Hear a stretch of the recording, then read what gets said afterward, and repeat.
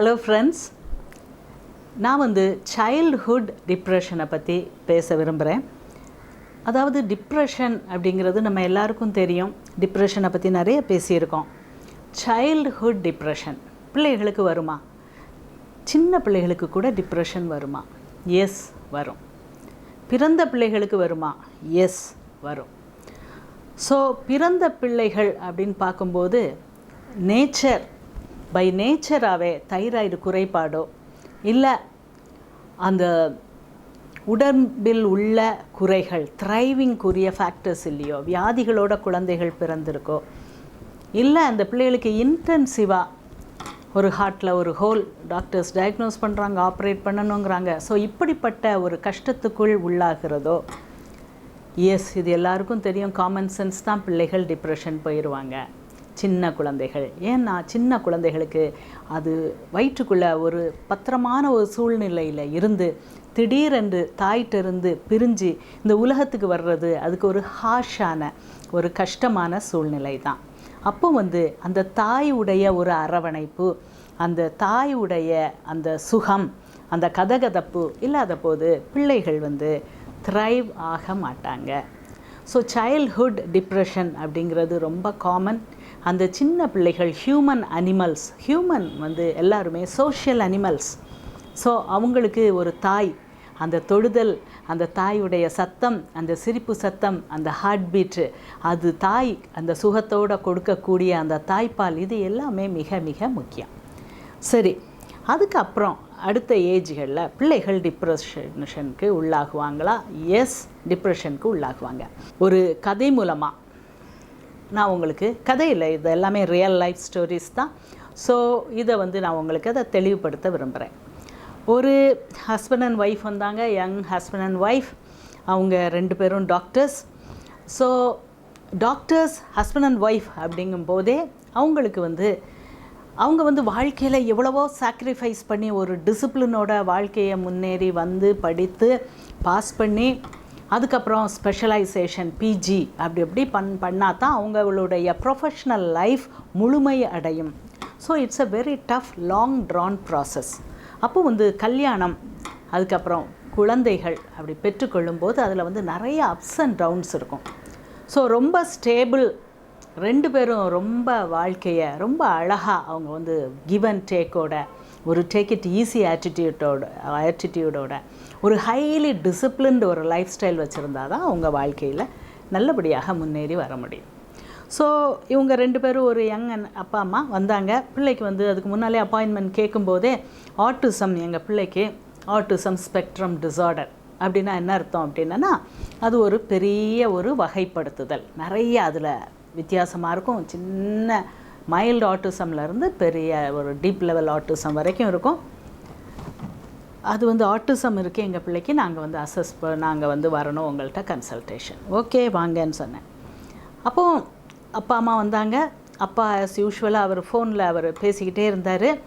He is a very busy consultant and வாழ்க்கையில் நல்லா கஷ்டப்பட்டு உழைத்து முன்னுக்கு வந்தவர். அம்மா பிஜி பண்ணிக்கிட்டு இருக்காங்க. ஸோ இது ஒரு கஷ்டமான ஒரு சூழல். அப்போ அம்மாவும் அப்பப்போ அவங்க ஃபோனை கிளான்ஸ் பண்ணிக்கிட்டு இருந்தாங்க. அந்த பையன் உட்காந்துருந்தான், ஒரு சின்ன பையன், 6 முதல் 7 வயசு இருக்கும். அப்போ இவன் பேச மாட்டேங்கிறான். அதான் கம்ப்ளைண்ட். ஏன் ஆட்டிசம்னு சொல்கிறீங்க? அவன் பேச மாட்டேங்கிறான், கம்யூனிகேஷனே இல்லை. அப்போ எனக்கு, ஆனால் இந்த பையனை பார்த்த உடனே எனக்கு no, he is not an autistic boy அப்படின்னு சொல்லிட்டு எனக்கு தெரிஞ்சுது. ஏன்னா ஐ கான்டாக்ட் இருந்தது அந்த பையன்கிட்ட. ஆட்டிசம் அப்படின்னாலே கம்யூனிகேஷன் மட்டும், பேசும் திறன் மட்டும் இல்லை அப்படின்னு சொல்ல முடியாது. அவங்களுக்கு மற்ற ஒரு ஆள்கிட்ட ஒரு இன்ட்ரெஸ்டே இருக்காது. அப்போ இந்த பையனை நான் பார்த்த உடனே நான் நினச்சேன், இந்த பையன் ஹீ ஷோட் இன்ட்ரெஸ்ட்னு என்னை அப்படியே பார்த்துக்கிட்டு இருந்தான். So I thought this is different. ஏன் நீங்கள் ஆட்டிசம்னு ஃபீல் பண்ணுறீங்க? 2 பேரும் டாக்டர்ஸ் ஆச்சு, ஏன் நீங்கள் ஃபீல் பண்ணுறீங்க ஆட்டிசம்? கம்யூனிகேஷன் இல்லை, அது இல்லை, இது இல்லை, ஐ கான்டாக்ட் இல்லை. அப்போ எப்படி இருந்தான் சின்ன வயசில்? அப்போ சின்ன வயசில் நல்லா தான் இருந்தான். அப்போ அவன் ஒரு 3 வயசில் தான் அவன் மெல்ல பேச ஆரம்பித்தான். ஸோ கம்யூனிகேஷன் டிலே இருந்தது. பேசுகிறது மைல்ஸ்டோன்ஸ் டிலே இருந்துச்சா இல்லை, ஆனால் கம்யூனிகேஷனில் பேச்சில் அவனுக்கு வந்து டிலே இருந்தது. பட் சில டைமில் அவன் நல்லா பேசுவான். பாட்டி தாத்தாட்ட வரும்போதெல்லாம் நல்லா பேசுவான்.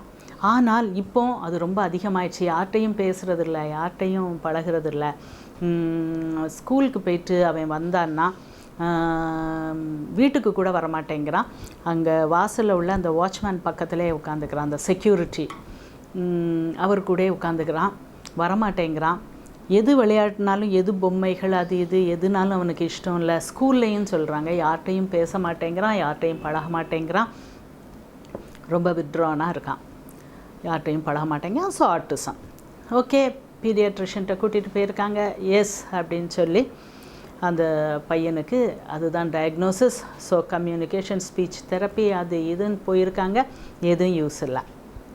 அப்போ அந்த பையன்கிட்ட நான் சொன்னேன், சரி அம்மா அப்பா வெளியே இருக்கட்டும், நான் பையனோட கொஞ்ச நேரம் பேசணும் அப்படின்னு சொல்லும்போது அப்பா வந்து அதை ரொம்ப விரும்பலை. ஏன்னா சின்ன பையனோட அம்மாவும் இருக்கட்டும், ஏன்னா that is one of the protocols அப்படின்னு சொல்லும்போதும், ஆனால் அம்மா வந்து சரி இருக்கட்டும், டாக்டர்கிட்ட பேசட்டும்னு சொல்லிவிட்டு அவங்க வெளியே போயிட்டாங்க. அப்போது ஆப்வியஸாக அதில் என்ன தெரிஞ்சதுன்னா, both of them are very very busy. அவங்களுடைய கஷ்டப்பட்டு படித்து ஒரு லெவல் ரீச் பண்ணதை அடுத்த லெவலுக்கு எடுத்துகிட்டு போகணும் அப்படிங்கிறதுல ரொம்ப ஒரு ஆர்வம் உள்ளவங்களாக இருந்தாங்க. அப்போ அந்த பையன் ரொம்ப நேரம் என்கிட்ட பேசலை. நானும் அவனை அப்படி சைடில் உட்கார வச்சுட்டு நான் இது பண்ணிகிட்டே இருந்தேன். ப்ளே திங்ஸ் எடுத்து அப்படியே நான் விளையாடுற மாதிரி பார்த்துக்கிட்டே இருந்தேன். அப்போ அவனாக பேச ஆரம்பித்தான். அந்த டாய் வந்து இந்த டாயில் வந்து இந்த ஃபங்க்ஷன் இருக்கும் அப்படின்ட்டு ஒன்று சொன்னான். எனக்கு மிகவும் ஆச்சரியமாக இருந்தது. ஃப்ளூவெண்ட்டாக பேசினான். அந்த ஒரு டாய் உடைய அடுத்த ஃபங்க்ஷனை பற்றி பேசினான். அப்போது அது வந்து அவனுடைய இன்டெலிஜென்ஸை காட்டுச்சு. உடனே நான் கேட்டேன், ஓ அப்படியே அந்த டாய்க்கு வந்து இப்படி கூட செய்ய முடியுமா அப்படின்னு சொல்லிட்டு அதை செஞ்சு அதில் இன்னொரு கேள்வி கேட்கும்போது அதுக்கு ஒரு அழகான விளக்கம் சொன்னான். அப்போ நான் சொன்னேன், நீ ஏன் பேச மாட்டியா? அதானே உன்னை எங்கே கூட்டிகிட்டு வந்திருக்காங்க, நீ பேச மாட்டியா? அமைதியாக இருந்தான். பிறகு உனக்கு என்னது பிடிக்கும் அப்படின்னா, எனக்கு வந்து இந்த ரோபோட்டிக் டாய்ஸ் பிடிக்கும், இதில் பிடிக்கும் அப்படின்ட்டு அவன் சொன்னான். ஸோ எனக்கு வந்து ஹீ இஸ் நாட் ஆர்டிஸ்டிக் அப்படிங்கிறது உடனடியாக எனக்கு உறுதிப்படுத்தி கொண்டேன். அப்போ வந்து நான் சொன்னேன், எதுக்கு உன்னை வந்து நீ ஸ்கூல்லையும் யார்கிட்டையும் பேச மாட்டேங்கிற, டீச்சர்கிட்ட யார்கிட்டையும் பேச மாட்டேங்கிற, அம்மா அப்பாட்டையும் யாரும் பேச மாட்டேங்கிற, ஏன் அப்படின்னு கேட்கும்போது அவன் சொன்னான், எனக்கு ஆசை தான், பேசுகிறது எனக்கு ஆசை தான், ஆனால் அவங்களுக்கு அது பிடிக்கலையே, அப்போ நான் எப்படி பேச முடியும்? எனக்கு அது வந்து மனசை ரொம்ப ஒரு உலுக்கிச்சு. ஒரு சின்ன பையன் வந்து எப்படி அசஸ் பண்ணுறான் தன்னுடைய சூழ்நிலையை. எனக்கு பேச பிடிக்குது, ஆனால் அவங்களுக்கு நான் வந்து அவங்கள்ட்ட பேசுகிறத அவங்க ரொம்ப விரும்பலை, அதனால் நான் அமைதியாக இருக்கிறது தானே கரெக்ட். எனக்கு ரொம்ப ஆச்சரியமாக இருந்துச்சு. Yes, what you are telling or feeling is very very correct. ஆனால் அப்பா அம்மா நீ பேசவே மாட்டேன்னு சொல்கிறாங்களே. ஆமாம், நம்ம ரெஸ்பெக்ட் பண்ணணும்ல, அவங்களுக்கு அது பிடிக்கலை அப்படின்னா அதை ரெஸ்பெக்ட் பண்ணணும்ல.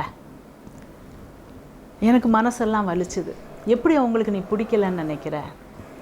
அவங்களுக்கு அது பிடிக்குமே, நீ வந்து பேச மாட்டேங்கன்னு சொல்லி தானே இவ்வளோ தூரம் வரைக்கும் வந்திருக்குது.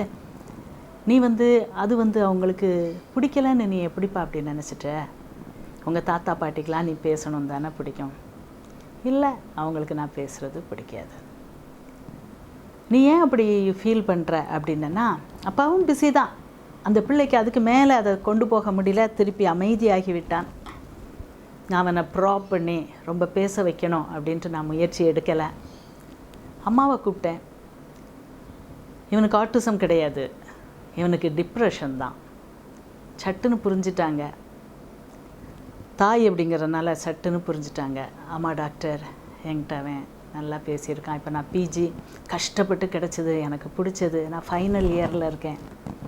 நான் பிள்ளையோட அந்த 3 வருடங்களாக, அதுக்கு முன்னால் ப்ரிப்ரேஷன் ஒரு 2 வருஷம் கிட்டத்தட்ட. அவன் பிறந்து பேச ஆரம்பித்த நாளில் இருந்தே எனக்கு அவனோட என்கேஜ் பண்ணி பேச முடியலை அப்படின்னு சொல்லிட்டு அந்த அம்மா அழுதாங்க, கண்ணீர் விட்டாங்க. ஆனாலும் பிள்ளைகளுக்கு அப்படிப்பட்ட ஒரு சூழ்நிலை தான். இனிமேல் அம்மா படிப்பாங்க, அந்த ஒரு வருஷம் அவங்க வந்து இன்டென்ஸ் ஒரு period of engagement with her studies போக வேண்டியது இருக்கும்.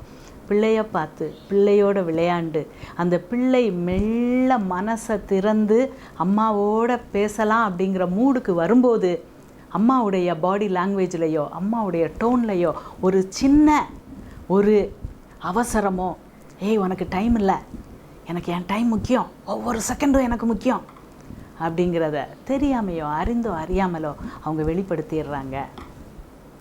அப்பாவும் வெளிப்படுத்திடுறார், என்னுடைய பேஷன்ஸ் லைனில் இருக்காங்க, வேணும் வேணும், எனக்கு ஒவ்வொரு செகண்டும் முக்கியம், நான் லைஃப்பை காப்பாற்றுற ஒரு இதில் இருக்கேன். அப்போ இந்த பிள்ளை எல்லாவற்றையும் உணரக்கூடிய பிள்ளைகள், ரொம்ப ஹைலி இன்டெலிஜென்ட் அண்ட் ஹைலி சென்சிட்டிவாக இருக்கும்போது சின்ன வயதிலேயே புரிந்து கொண்டு அப்படி கம்யூனிகேஷனையே நிப்பாட்டிடுறாங்க. கம்யூனிகேஷன் தன்னை பற்றி சொல்லணும், மற்றவங்க சொல்கிறத பேசி பார்த்து பழகி மெல்ல மெல்ல அப்படி மலர்ந்து இதயம் பூரித்து அந்த பழகிறது வேண்டாம் அப்படின்னு சொல்லிட்டு அந்த மொட்டுகள் அப்படி சுருங்கி போய்விடுகின்றன.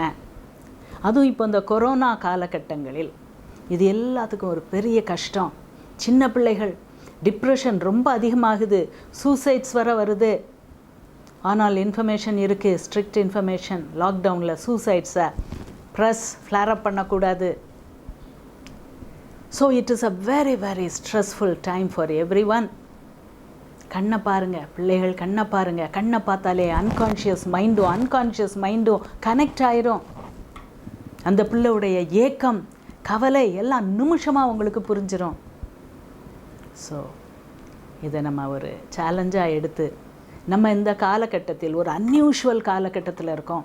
பிள்ளைகள் ஓடி திரியணும், ஒரு பூனைக்குட்டி குதித்து விளையாடுற மாதிரி, ஒரு நாய்க்குட்டி துள்ளி விளையாடுற மாதிரி தான் சின்ன பிள்ளைகள் இருக்கணும். பட் இந்த அன்யூஷுவல் காலகட்டத்தில் நம்ம சின்ன பிள்ளைகளை நம்ம ப்ரொடெக்ட் பண்ணுறது ரொம்ப ரொம்ப முக்கியம். சின்ன குழந்தைகளில், அதாவது பிலோ 12 years டிப்ரெஷன் அப்படின்னா அது வந்து டிப்பிக்கல் டிப்ரெஷன் சிம்டம்ஸ் அப்படின்னு படிக்கிறோம். நான் கூட என் டிப்ரெஷன் வீடியோவில் அதை பற்றி பேசியிருப்பேன். கவலையாக இருப்பாங்க, சோர்வாக இருப்பாங்க, நிமிர்ந்து பார்க்க மாட்டாங்க. பட் சில்ட்ரனில் அண்டர் 12 சில்ட்ரன் நீங்கள் டிப்ரெஷன் ஹைப்பர் ஆக்டிவிட்டியாவோ, எரிச்சலாவோ, டெம்பர் டான்ட்ரம்ஸாவோ, கத்தி அழுறதாவோ, இல்லை ஒன்றுலையுமே இன்ட்ரெஸ்ட் இல்லாமல் இருக்கிறதாவோ, இல்லை சில வேளைகளில் நான் சொன்ன ஒரு விஷயம் மாதிரி ஆட்டிசம் ஸ்பெக்ட்ரம் டிஸார்டர்ஸாகவோ வெளிப்படும். ஆனால் அண்டர்நீத் நோய் நாடி, நோய் குணம் நாடி.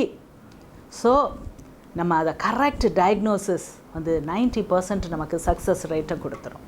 ஸோ டிப்ரெஷன் அப்படிங்கிற அந்த ஒரு வார்த்தை வந்து அந்த தாய்க்கு அந்த பிள்ளையை புரிதலை ஒரு கம்ப்ளீட்டாக ஒரு டிஃப்ரெண்ட் பிக்சர் கொடுக்கும்.